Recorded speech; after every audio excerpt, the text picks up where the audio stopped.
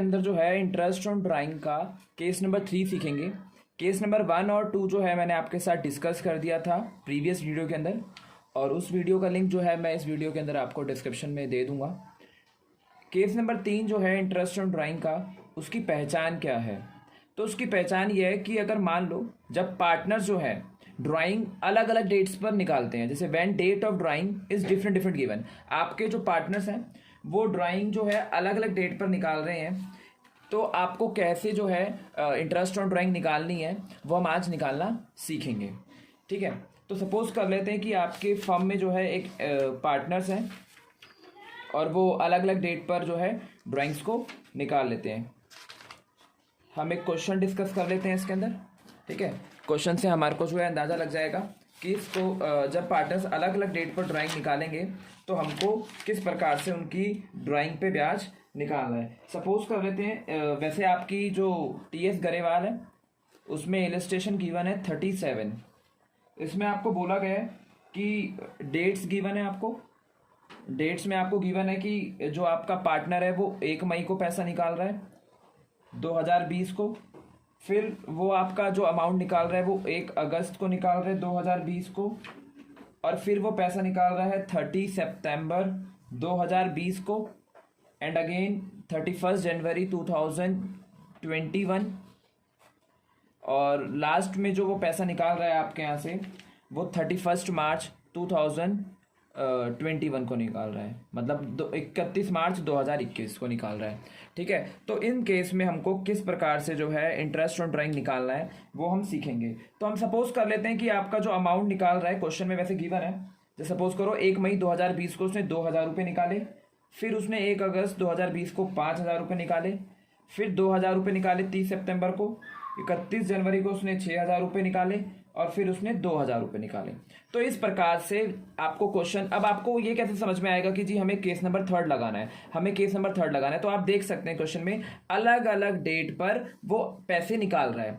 तो जब when the amount is different, when the date is different, जब आपको डेट ऑफ ड्राइंग अलग अलग दी होगी तो किस प्रकार से आपको इंटरेस्ट निकालना है वो हम केस नंबर 3 में सीखेंगे। समझ में आ गया? अब हम इसको स्टार्ट करते हैं। तो ये ध्यान रखें, तो भैया इसमें करना क्या है, तो इसमें आपको लगाना है प्रोडक्ट रूल। क्या लगाना है? Product rule. तो जब भी आपको जब ड्राइंग की डेट अलग अलग गिवन हो तो हम क्या इस्तेमाल करते हैं, क्या प्रयोग करते हैं, कौन सा मेथड प्रयोग करते हैं? प्रोडक्ट रूल प्रयोग करते हैं। ठीक है, प्रोडक्ट रूल का हम यूज करते हैं। तो सपोज कर लेते हैं आंसर हम लिखना स्टार्ट करते हैं। सबसे पहले आप कॉलम क्रिएट करें डेट का, यहाँ पे सबसे पहले आप डेट लिख दें। तो डेट कौन कौन सी गिवन है क्वेश्चन में देख लें। आपको पहले वो उसने निकाला 1 मई 2020 को पैसा निकाला है, फिर उसने कब अमाउंट निकाला है, उसने फिर निकाला है 1 अगस्त 2020 को निकाला, फिर उसने जो अमाउंट निकाला वो निकाला आपका 30 सितंबर 2020 को निकाला, अगेन फिर निकाला उसने 31 जनवरी 2021, और फिर निकाला 31 मार्च 2021 को। क्लियर है? फिर डेट का कॉलम बनाने के बाद फिर आप लिखेंगे कि कितना कितना उसने अमाउंट विड्रॉ करा है।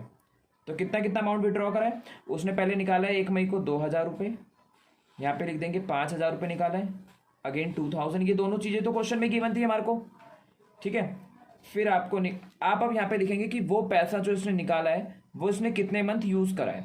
ठीक है, आपको फाइनेंशियल ईयर क्वेश्चन के अंदर दिया है 1 अप्रैल 2020 से लेकर के 31 मार्च 2021, मतलब 1 अप्रैल को आपका स्टार्ट होगा बिजनेस और 31 मार्च को मतलब अकाउंटिंग पीरियड खत्म होगा। अकाउंटिंग पीरियड स्टार्ट यहाँ से हो रहा है और अकाउंटिंग पीरियड खत्म 31 मार्च 2021 को हो रहा है। तो आप एक बात बताएं, अगर 1 मई 2020 को 2000 रुपये निकालते हैं तो आपने कितने महीने पैसा यूज़ करा? तो 1 मई को निकालेंगे तो आपने मई भी यूज़ करा, तो मई, जून, जुलाई, अगस्त, सितंबर, अक्टूबर, नवंबर, दिसंबर, जनवरी, फरवरी, मार्च, यानी आपने कितने महीने पैसे यूज़ करा? 11th मंथ यूज़ करा। तो जितने मंथ यूज़ करा है वो यहाँ पे लिख दें। प्रोडक्ट रूल कहता है कि पहले आप डेट्स लिख दें, उसके बाद जितने महीने यूज़ करा वो यहाँ पे लिख दें।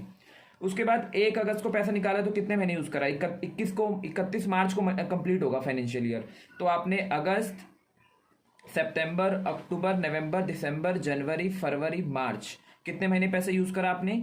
8 महीने। 8 महीने आपने जो है इसको यूज़ करा है।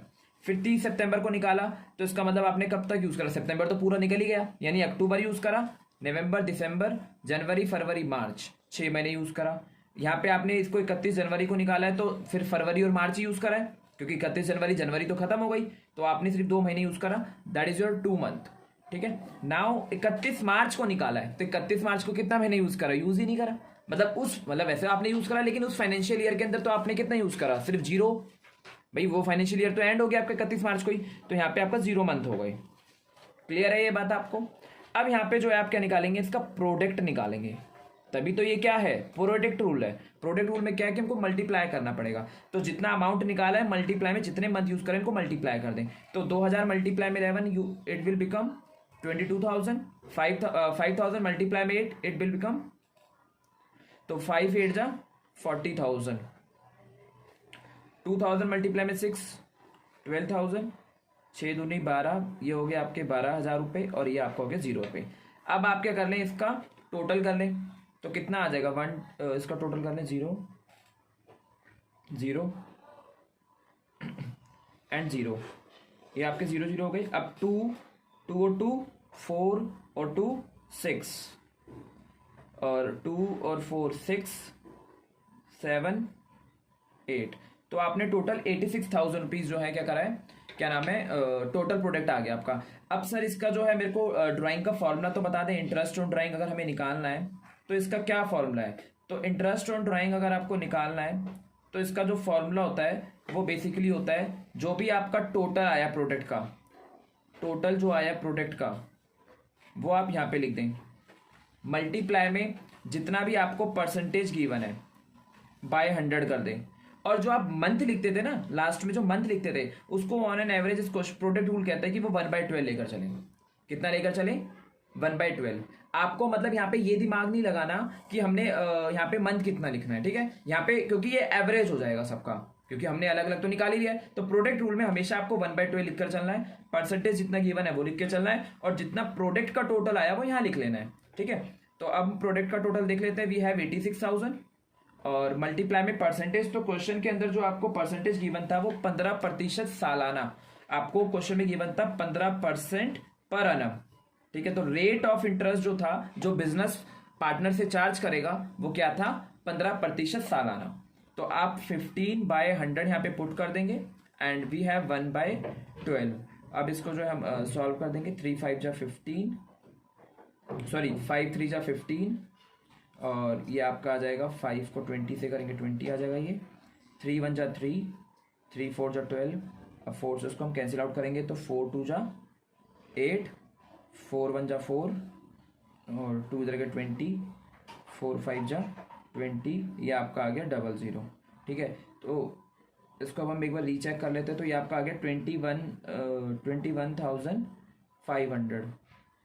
21,500 अपॉन में 20, 0 से 0 विल बी कैंसिल आउट, इसको हम कैंसिल आउट करेंगे तो आ जाएगा 2 1 जा 2, और 2 नंबर जब हम एक साथ लेते हैं तो 0 लगाते हैं, 2 7 14, एक जगह 10, 2 5 जा 10, तो जो इंटरेस्ट ऑन ड्राइंग आपका निकल कर आएगा दैट विल बी योर 1075।